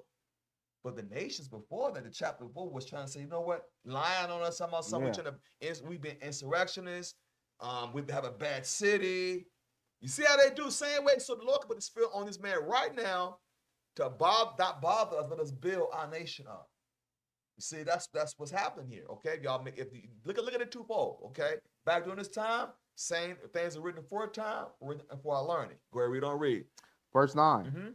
And that which they have need of, both young bullocks and rams and lambs, for the burnt offerings of the God of heaven, wheat, salt, wine, and oil, according to the appointment of the priests which are at Jerusalem. Let it be given them day by day without fail. The reason why they said, because every priest had courses, they had jobs to do. That's why he gave specifics what they must give us to perform the priesthood of the Levites. That's why, so we had different courses with different priests. Right. So when you go further up in the New Testament, you got the course of Abia. Yep. So yep. Exactly. You'll know that. Exactly. Different courses. Go ahead, read on. Yeah. Verse 10. That they may offer sacrifice of sweet savors unto the God of heaven, and pray for the life of the king and of his sons. Go see there. Go ahead, read on. Also, I have made a decree that whosoever shall alter this word, let timber be pulled down from his house. Say, if you alter this word, let judgment fall upon you. Go ahead, read on. And being set up, let him be hanged thereon. You see that? You see how the Most High works? Go ahead, read on. And let his house be made a dunghill for this. You see how the Most High works? Even our enemies going to be at peace. He's saying, listen, if you even bother them, let this happen to them. Go ahead, read on. Read. Verse 12. And the God that hath caused his name to dwell there, destroy all kings and people that shall put to their hand to alter and destroy this house of God, which is at Jerusalem. Well, I see that. Watch what he said. I, Darius, have made a decree. Let it be done with speed. He put the decree. You even touched the Israelites in their temple. Guess what's going to happen to you? The heart of the king is in the hand of the Most High. We keep telling you. But what we have to do as a nation is stay put. Stay in the commandments. The Most High God will protect us. Go ahead, read on. Go ahead, read. Verse 13. Then Tatnai, governor of this side of the river, Shethanabazai, and their companions, according to that which Darius the king has sent. So they did speedily. Go ahead. Verse 14. And the elders of the Jews builded, and they prospered through the prophesying of Haggai, the prophet, and Zechariah, the son of Iddo. And they builded and finished it according to the commandment of the God of Israel, and according to the commandment of Cyrus and Darius and Xerxes, king of Persia. The Lord thy God put that spirit on them to allow us to build. Go ahead, read on. Go ahead, read. Verse 15. And this house was finished on the 3rd day of the month of Adar, which was in the 6th year of the reign of Darius the king. But watch this. Watch this by dedication. Go ahead, read on. Verse 16. And the children of Israel, the priests and the Levites, and the rest of the children of the captivity, kept the dedication of this house of God with joy. Sounds familiar? Like the feast dedication. But they dedicate this temple at this time, okay? They dedicate the temple, the same mindset. The same mindset, everybody. Go ahead, read. Go ahead. Verse 17. And offered at the dedication of this house of God 100 bullocks, 200 rams, 400 lambs, and for a sin offering for all Israel. Watch this. 12 what? 12 goats. 12 he-goats. 12 he-goats. According to the number of the tribes of Israel. Of the tribes of Israel. 12 he-goats. Go ahead, read on. Verse 18. And they set the priests in their divisions. Like we discussed the courses. Set the priests in order in their divisions. Okay, they get different courses, different jobs. Go ahead, read on. And the Levites in their courses for the service of God, which is at Jerusalem, as it is written in the book of Moses. They had to have the records. They had to be guided by the book of Moses, how to set up the course. Remember, Moses set up courses with the priests and Levites. So they're following the blueprint of how they had order. That's why it's important. I don't care what organization you have to have order and you have to have structure. That's what they're showing you here. Okay? If you don't have order, you have chaos. Okay? Simple. They're showing you that they have different courses, different jobs. Okay? Simple as that. Go ahead, read on. Go ahead, read. Verse 19. And the children of the captivity kept the Passover. Kept the what? Kept the Passover. Go ahead. Upon the 14th day of the first month. Like right now. You see how we said this is working? They kept the Passover. Okay? After they dedicated the temple. They kept the priest was in order. Everything was in order. They kept the Passover. Go ahead, read on. Read. Verse 20. For the priests and the Levites were purified together. All of them were pure. And they did what? And killed the Passover. Killed the what? Killed the Passover. Killed the what? Killed the Passover. The Passover, everyone. The ordinance of the Passover. It's not an actual day. It's an ordinance. You had to kill Christ is our Passover. You had to kill the Passover lamb. You had to kill the Passover. Go ahead, read on, read. For all the children of the captivity, and for their brethren, the priests, and for themselves. Go ahead, brother. And the children of Israel, which were come out of the captivity, and all such as had separated themselves unto the filthiness of the heathen. You see how we have to separate ourselves? The same way that be ye separate. We separate ourselves from the filthiness of the heathen. Same way today. Everybody cannot build with us, everybody. We had to separate ourselves from the filthiness of the heathen, such as these pagan holidays. Separate yourself from the filthiness of the heathen. Go ahead, read it. Read what the Bible says. Read. And the children of Israel, which were come out again out of the captivity, and all such as had separated themselves from the filthiness of the heathen of the land, to seek the Lord God of Israel, did eat. Verse 22. And kept the feast of unleavened bread 7 days with joy. With what? With joy. Go ahead. For the Lord had made them joyful, and turned the heart of the king of Assyria Mhm. unto them, Uh-huh. to strengthen their hands in the work of the house of God, the God of Israel. And that's the point. Strengthen our hands. Because we were serving him with birth and gladness, even in captivity. And what did the Lord do? He elevated us even in that. Because he separated us from the filthiness of the heathen. Be ye separate, y'all. Keep these feast days. It's short, right? That's all I want to pull to show you this. But here's the thing: the nations hated our building. They hated that. From there, give me Judith, chapter 5, verse 1. But there was something else with the nations. We almost done, everybody. See? Hope y'all paying attention to this, y'all. See it in the spirit, okay? I want Judith chapter 5. I want you to start at verse 1, brother. Judith chapter 5, verse 1. Go ahead. Then was it declared to Holofernes, Yes. the chief captain of the army of Ashur, Uh-huh. that the children of Israel had prepared for war, Uh-huh. and had shut up the passages of the hill The country. hill country, if y'all didn't know, it's Jerusalem. The hill country is Jerusalem. They shut up the passage of the hill country getting ready for war. Okay, go ahead, read on. And had fortified all the tops of the high hills, and had laid impediments Impediments. in the champion Countries. countries, champagne countries. Uh-huh. I think that's how it is. Yeah, that's right. Yeah, you're right. You're right. You're correct. Go ahead. Verse 2, wherewith he was very angry, and called all the princes of Moab. Here's the nations again. Because once we come together to battle, to fight the nations, what they do, come together, band together. They band together. Now, same way they did during the time of Ezra. It ain't changing, y'all. The nations always was against us like that. Because once we start coming together and building, we become a threat. They have to keep, that's why I said, why do the heathen rage? They have to keep us separated, y'all. They always been doing that. Ain't nothing. It's called divide and conquer. Keep reading. It's the same thing, same spirit. Read on, read. And the captains of Ammon, Uh-huh. and all the governors of the sea coast. Uh-huh, go ahead. And he said unto them, tell me now, ye sons of Canaan, who this people is. That's how they do. Now they want to do inquisition. They don't have intel. Who are these people? Who are these people that separated from us? Who are they? Watch what he say. Watch how he give the whole history. Read on. That dwelleth in the hill country. Uh-huh. And what are the cities that they inhabit? Uh-huh. And what is the multitude of their army? Go ahead. And wherein is their power and strength? Uh-huh. And what king is set over them, or captain of their army? They're doing intel the same way they do now. They're doing intel. They watch. Wait a minute. Who is their king? Who is their leader?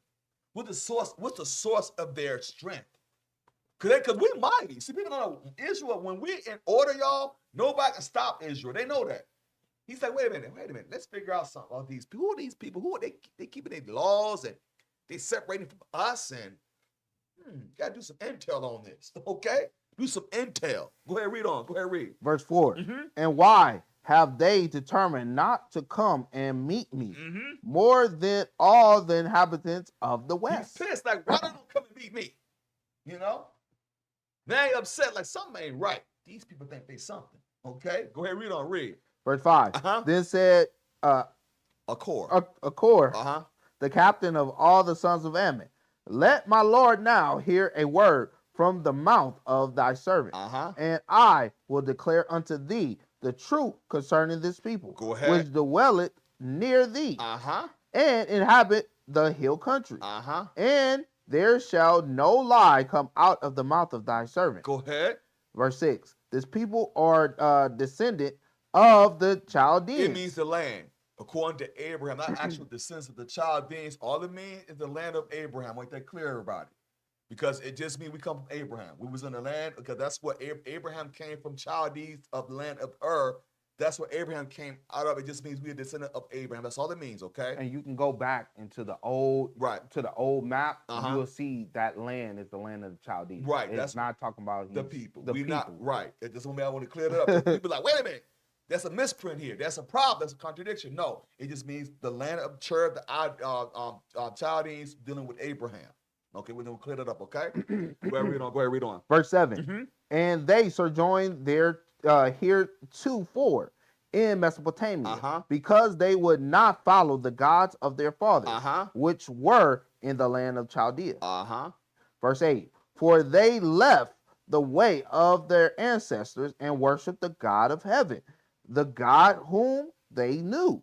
So they cast them out from the face of their God, and they fled into Mesopotamia and sojourned there many days. Go ahead. Then their God commanded them to depart from the place where they sojourned, and to go into the land of the Canaan, land of Canaan. Go ahead. Where they dwelt, and were increased with gold and silver, and with very much cattle. Go but ahead. when a famine covered all the land of Canaan, they went down into Egypt and sojourned there, while they were nourished and became there a great multitude, so that one could not number their nation. Let me ask you a question. How do you know all this?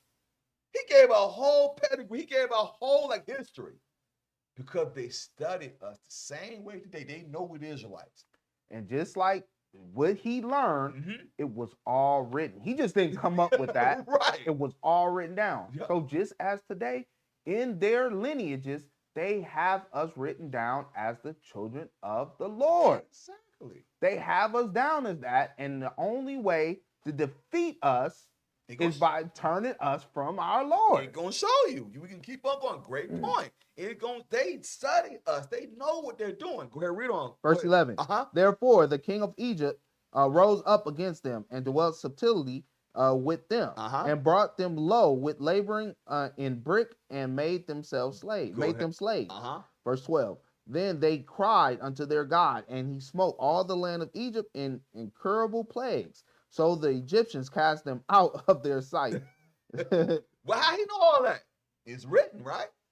It's written. Okay, go ahead, read on. And God dried the Red Sea before them. What was that? He parted the Red Sea. How did he know all that? Go ahead, read on. And brought them to Mount Sinai. And Cades Barnes, and cast forth all that dwelt in the wilderness. Go ahead. Verse 15. So they dwelt in the land of the Amorites, and they destroyed by their strength all them of Esbon. And passing over Jordan, they possessed all the hill country. That's what we possess when we know it's Jerusalem, the hill country, because he cast out all the nations before us, because we kept the commandments. So he gave us our land by lot, which is the land of Canaan, which we know today is Jerusalem, which is Israel. So he gave. That's why, because if y'all don't know, write this down.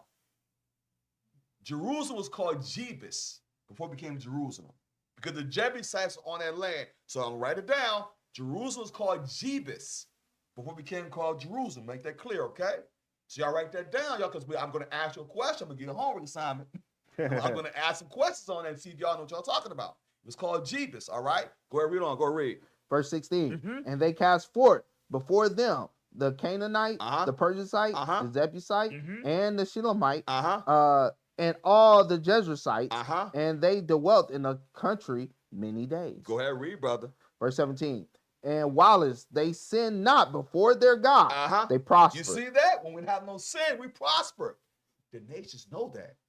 Remember what he said? If they sin not, we prosper. Read on, read. Because the God that hated iniquity was with them. See that? He hated sin, was with them. So we didn't break the commandments. The nations know this. Better keep them sinning.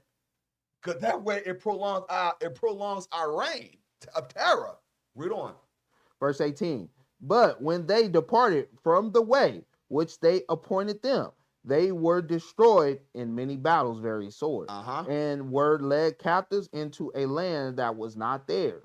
And the temple of their God was cast to the ground, and their cities were taken by the enemy. See, they know our weaknesses. They know, so we can keep these Negro Hispanics sinning and keep them divided. We can destroy them. But look at the strong hatred in this. Right. Instead of him saying, look, King, all this stuff happened to them, but they're of the people of the Most High God. Do not touch them. Right. Let them alone. Leave them alone. Don't touch them. But he's devising a way to get into us, to invade us. That's wicked, man. Do y'all not see that? That's wicked as hell. Right. Why not just say, man, this is the people of God. This is the people that the Lord loves. Leave them alone. But no, you try to invade us. To the infiltrate. Like you said, infiltrate and invade us. Go ahead, read on. Verse 19. Uh-huh. But now are they returned to their God and are come up from the places where they were scattered and have possessed Jerusalem, where their sanctuary is, and are seated in the hill country, for it was desolate. Because we had to rebuild. See, they understand that. They said now they want to fight. That's a problem. Because there are guards behind them. Go ahead, read on. Read. Verse 20. Now therefore, my Lord and governor, if there be any error in this people, and they sin against their God, let us consider that this shall be their ruin. They know if we can keep them sinning, it should be their ruin. If they sin against their God, we can defeat them all day. Why y'all think they put sin so hard on the blacks and Hispanics all day? Sin, sex, everything against us all day. Why? Because they know deep inside to keep us sinning, our God will not fight for us and deliver us. They know that. Why you think he's saying that? That should be their ruin. They know that it's called crafty counsel. It's called crafty counsel. Well thought out. Go ahead, read on, read. And let us go up, and we shall overcome because them. we're in the midst of sin. Go ahead, read on. Verse 21. But if there be no iniquity in their nation. Is there no iniquity, no sin? Go ahead, read on. Let my Lord now pass by. So if there's no sin, leave him alone. Because if we right, if we in order as a nation, the nation's gonna fear you. That's why you think they fear us building? The same way back in Ezra. The nation know once we build right, just in the Lord thy God gonna be with us for Christ. They know that. The man just scare you our whole history. They study it. They know our source of our strength. They know that. They know the sense. They know that. They know our strength. They know they can strategize on that. Believe that. Go ahead, read on, read.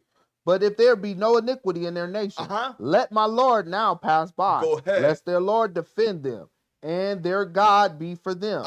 And we become a reproach before all the world. They know if we mess around, if they're in order, we're in trouble. We got to keep them sinning. We got to keep them sinning. We got to keep them sinning. Because if they build together, if we come together as one, no one can stop us. That's why they push the whole drug movement. Why is Trump not going super hard on drugs? Yep. Why is he trying to stop the education, which is from us? Why is he trying to stop the history from us? Why is he trying to do all these things from us and sign executive orders and all this stuff? Man, you're the president, and we are in a state right now that's horrible. Horrible. Food and crops and living and education is being drawn back from and being taken away, rather than this man saying, hey, look, man, we gotta get these prices down. We gotta get our people loving the beat in America again. Okay, let me do this and do this. No, this man is focused on us. Why? Showed you right here. It showed you right here. Let's continue to push drugs. Let's continue to push it. Oh, let's continue to make guns. Why are you still making guns? That costs money. This man keep pushing pork, soul food. Keep on pushing over sex, sexy red. Keep on pushing anything that's gonna make us sin on a high level. Okay, you know what we're gonna do? We're gonna get Beyonce, get all these superstars to get them to show our women how to be whores, show the men how to be dope dealers and whoremongers. Keep them in sin as a nation. Keep them out of order, because once you keep them out of order, Satan loves chaos. He operates better in chaos. So once we're not in order as a nation, they know they can strategize on and destroy us from within. They know that. That's why you think he was able to study us. It comes down to this. Psalms chapter 83, verse 1. It comes down to this. Psalms chapter 83, verse 1 now. It's all well thought out, everybody. What Trump is doing, it's only gonna get worse because it's crafty. He started with that first. He gonna make his way down to the Bible. I promise you that. Because he's gonna call it divisive. Because what we're teaching is divisive according to him. You see what I'm saying? Psalms chapter 83, verse 1. Psalms chapter 83, verse 1. Go ahead. Keep not thou silence, O God. Hold not thy peace. Be not still, O God. Go ahead. Below thy enemies make a tumult. You see, the enemies, like the nations, make a tumult. They made a tumult back in the time of Ezra. And they make a tumult in Judah. They make a commotion, cause confusion. Because they can't see when they feel they can't get to us, and we don't include them in our stuff, they feel slighted. Because see, it's called privilege. They be like, let me use an example. Segregation worked like this, y'all. I'll show y'all something. Segregation, we had to stay in our place. There was a line drawn, right? We can go to the white man's neighborhoods, whatever, but they can come to ours. See how unfair that is? They used to creep over the tracks and come and deal with our women and our men secretly, right? Some of them cause chaos. See what I'm saying? But see, the thing about it is they know what they're doing. It's called crafty counsel, well thought out. Okay, it's crafty counsel. It's a tumult. It's confusion. Go ahead, read on, read. For lo, thy enemies make a tumult, and they that hate thee have lifted up their head. Lift up their head in pride. They lift up their head in pride. They say, oh, look at these niggas and spicks. You know what I'm saying? We better than they are. See, and believe you me, all the other nations think the same way. We call anti-black racism and so forth. You know what I'm talking. We just showed you the daggone the white man told you what was going on. Okay, go ahead, read on, read. They have taken crafty counsel against our people. Crafty counsel is well thought out. Like that daggone Moabite was telling the man the whole history how to defeat us. That's crafty. Lord, he said, man, if we keep them sinning, we can be their ruin. But if they don't sin against their God, we're in trouble. We got to keep them in sin. Same with the nations in the time of Ezra. They put out a narrative out there. We be insurrectionists. Okay, we building a bad city. Okay, we're not gonna pay tribute. We're gonna pay tribute. We're gonna pay toll. See how they able to push that narrative? It's called crafty counsel. Keep reading. Go ahead, read. They have taken crafty counsel against thy people and consulted against thy hidden ones. Who are the hidden ones? We are. Why are we hidden? Because we don't know who we are. We are the hidden ones. We're the ones that need to wake up. We're hidden. Read on. Go ahead. They have said, come, let us cut them off from being a nation. Let us cut them off. What is Trump doing? Cut them off from their history. That's why we have to go to this field trip to show our history to our children. Is very imperative. Why? Because we need to show the history. We need to show these things so our children can pass it down. Because once this man is done, he's trying to destroy the Department of Education. So you can rewrite history. The white man just told you. If the man ain't gonna treat you right, he ain't gonna teach you right. You know what he tried? It's crafty. It's well thought out. Putting in policies. It's DEI. It's divisive. That's crafty. That's wicked as heck. That's wicked, y'all. So you want to erase history because it don't sit right with you, and you rewrite it to your liking. That's the devil. The devil does that. Let's keep it 100. Because truth, if you about truth, tell all the truth. Tell the whole thing. Tell the whole story. Not his story, the story. Okay? Keep reading. That the name of Israel may be no more in remembrance. That's what they want to do. Parse it out. That the name of Israel be no more remembrance. You won't remember who you are. Keep you deaf, dumb, and blind. Keep you thinking you're black. Keep making you think Hispanic. Keep making you think you're Native American. Keep you thinking that way. Because once you come to Israel, come to who you are, you become powerful. Because our God will fight for us. They know that. They study us, y'all. It's called crafty, well thought out. Read on, read. Verse 5. They have consulted together with one consent. That means they're all on one accord with one consent. Read on. They are confederate against Confederate. Because what does Trump want to do? Put the Confederate monuments back up.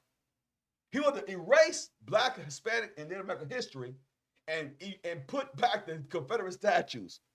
If that ain't racist, what you call that? That's racist. It's white supremacy. The man just told you. His own man. Well, he may be a Jake. I don't know. We don't know. We need to check the records. Check his records. Okay, we don't know. Okay, he's showing up, put some serious doggone truth out there. Okay, go ahead, read on, read. Verse 6, the tabernacles of Edom. That's all I wanted. The ringleader. That's all I wanted. He sets it off. He sets the tone. The tabernacles of Edom. But see, they think all these people don't exist no more. I ever heard somebody tell me those people don't exist no more. I said, yes, they do. They just call different names. Right. They do exist. Nah, man. They don't. The Jebusites, I said, the Jebusites are still here, bro. They just are not called Jebusites. Same way we've been called other nations besides who we are. They got bywords too. Come on, man. The white man is Edom. The Arab man is Ishmael. You see my point? You don't believe me? Give me Ecclesiastes chapter 4, verse 16. We're almost done. Let me prove to you that the nation's still here. They just call different names. Like we call different names, Gentile names, right? They call different names too. It's by crafty counsel because you don't know who they are. Give me the book of Ecclesiastes 4:16, brother, to prove the point. Ecclesiastes chapter 4, verse 16. There is no end of all the people, even of all that have been before them. That's all I wanted. There's no end. Read it again. There's no end. What the Bible just tells you. There's no end. Ecclesiastes chapter 4, verse 16. Go ahead. There is no end of all the people. There's no end, which means they're still here. They just call something different. Did you ever say the Philistines still here? They just call something different now to throw you off too. That's the so no one can fit the prophecies. It's called crafty counsel. Call the white man, what do they call him? White or Caucasian, right? We know he comes from the Caucasus, but not just him, other nations. African nations call them different. They call us different nations. Listen, they know what they do. It's called crafty counsel, where we don't read. Even of all that have been before them. All before them. We read about that. So there's no end to all the people. Guess what, y'all? They're still here, alive and kicking. They just haven't been called their rightful biblical name. That's it. But through prophecies, we know who this man. That's why I tell you, it ain't hate campaign. Who's doing this, y'all? The prophecies are pointing. We just showed you a video who's doing this. It's just like taking a white crayon and putting it on a white piece of paper, right, and trying to color it. You ain't gonna get nothing. That's why it's like when you're saying these nations, you have to say their true nationality, because it's gonna point to who they are. Right. You don't have to give them a crayon color. Right. Exactly. Even if we didn't even talk about the white man, based on his nation, he's doing this. We told you what's the best way to trace Esau? We told y'all this. Through his money, his politics, and his wars. And he got his color. We know his color. We know what it is. But just based on his prophecies, he fits those prophecies. He's a warlord. He's proving that right now. He got nukes, right? He pushes politics on a high level. What they fighting over now? Politics, right? And his money, currency, the economy. He's fighting with that. So that's how you trace this man. Even if we didn't even mention the white man, some people have a problem with that man. Oh, y'all want to talk about the white man. But the white power structure is who is ruling right now. So we said the white man in the hate campaign, he's the ruling class. He's the white power structure. So when we said the white man is defined by his nation. They're based on the prophecies. Just that simple. And if you're offended by that, shame on you. Give me Jeremiah 31:35, man. People have to stop this nonsense. This ain't a hate campaign, truth campaign. We're showing you history. We're showing you history, historical facts. Okay, with the other nations are doing the same thing. Jeremiah, we almost done. 31 verse 35, brother. Jeremiah chapter 31 verse 35. Go ahead. Thus saith the Lord, which giveth the sun for a light by day. Go ahead. And the ordinance of the moon and the stars for light by night. Which divideth the sea when the waves thereof roar. The Lord of hosts is his name. Okay, go ahead. Verse 36. If those ordinances depart from before me, saith the Lord, then the seed of Israel shall cease from being a nation before me forever. This is a beautiful scripture, y'all. You want to know why? Because this is proving to y'all that Israel's still here. We just told you there's no end of the people. We're at that first, right? Strategically. But the moon, the stars, the sun is still here. So the Lord himself said, if those ordinances depart, Israel will be no more of existence. So it's showing we're still here. So if you say that these nations that's in the scriptures is not there, that means everybody's Israel. They know what they're doing. Right. Right. No. Right. The other nations is still here, just as much as Israel is still here. We just showed you, if those ordinances depart, which we see the sun shining right now, you Lord's will, you probably should see the sliver of the moon a little bit, maybe tomorrow, Tomorrow, you probably should see that. And then that shows the moon still exists, right? The star's still here, right? That means Israel still is here. It just showed you that. Next verse, read. Verse 37. Thus saith the Lord, if heaven above can be measured. Can it be measured? I don't think so. Didn't Ezra ask that question? He said, can you measure heaven? To the angel said, if you can measure heaven, then I'll tell you what you need to know. Go ahead, read. And the foundations of the earth search out beneath. I will also cast off all the seed of Israel for all that they have done, saith the Lord. Let that sink in. He said, if you can measure the heavens, which you can't, Listen to what he's saying. He said, if the heaven above can be measured, which it can't, he says, and the foundation of the earth search out beneath, you can't even search that out. They're still trying to search the ocean. They shouldn't figure out, they haven't searched out the deep yet. They can't. The Lord won't let them, okay?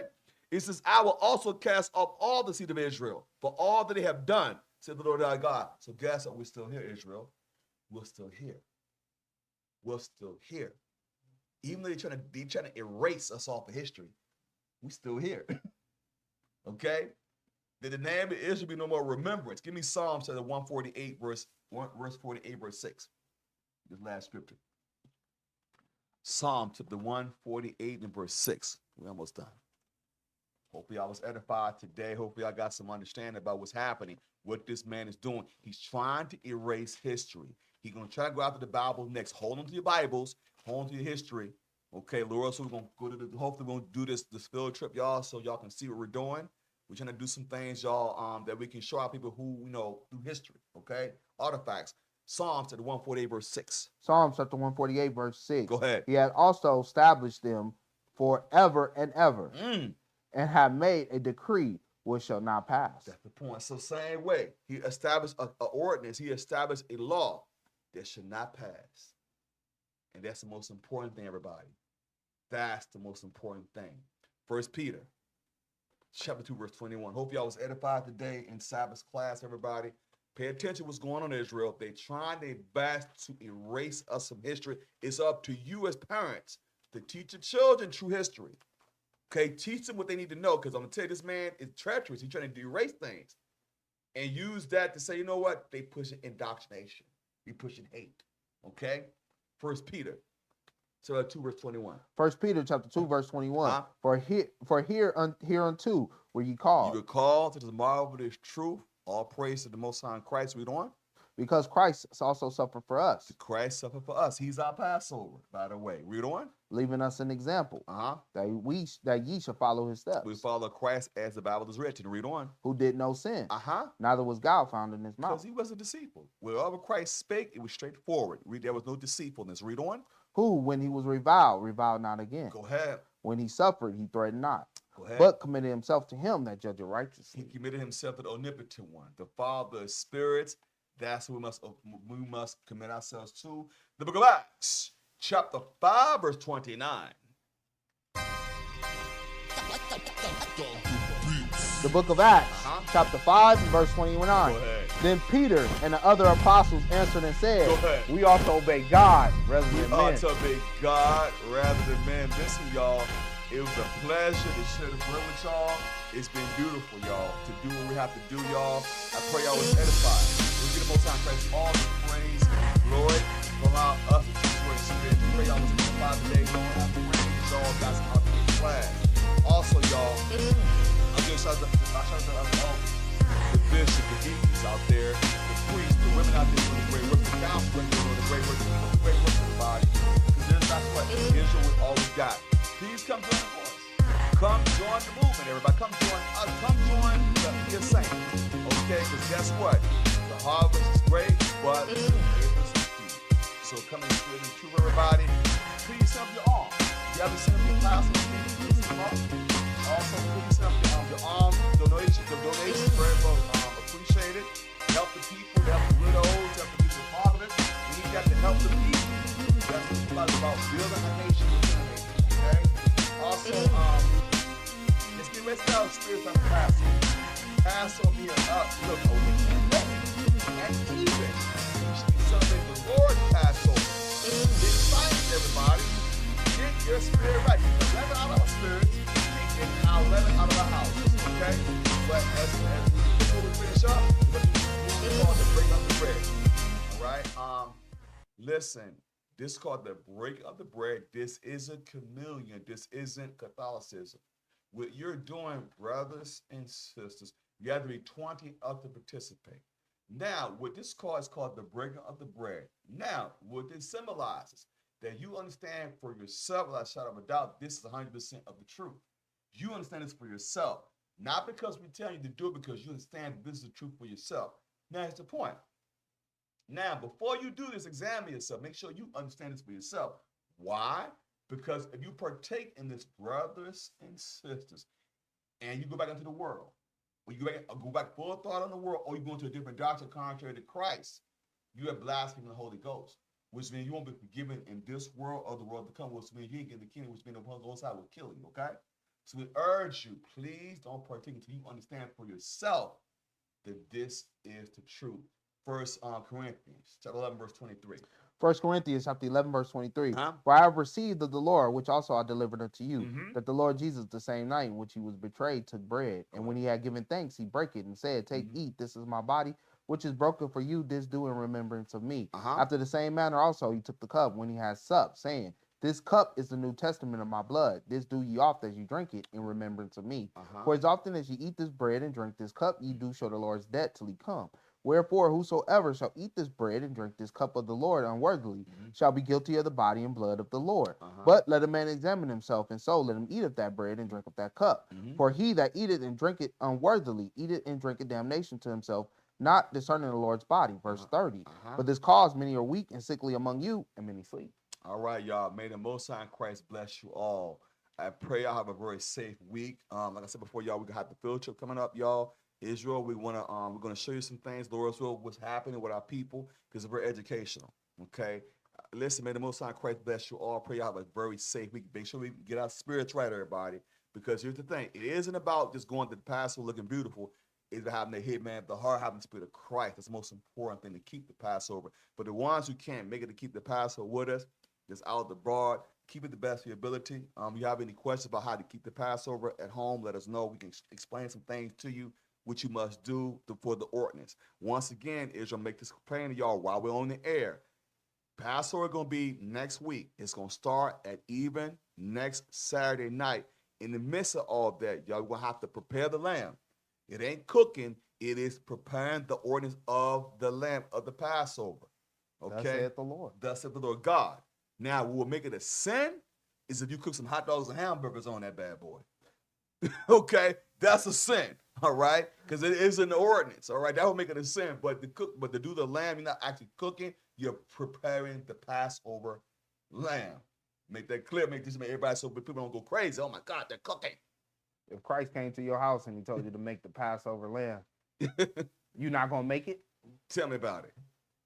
Because here's the thing: you can't cook it on Friday and let it sit, because that's against the ordinance. Right. You see my point? You see what I'm saying? You see how people get crazy? It's an ordinance. You're not in the midst of sin. Now I'm gonna make that clear on the air. Okay. All right. Y'all enjoy. Once again, Brother Raphael, to my right. Brother Benaniah. Until next time, let's say Shalom. Chapter 11, verse 1. I say then, hath God cast away his people? Has God cast away his people? You so-called blacks and Hispanics, the Israelites, have God cast away his people?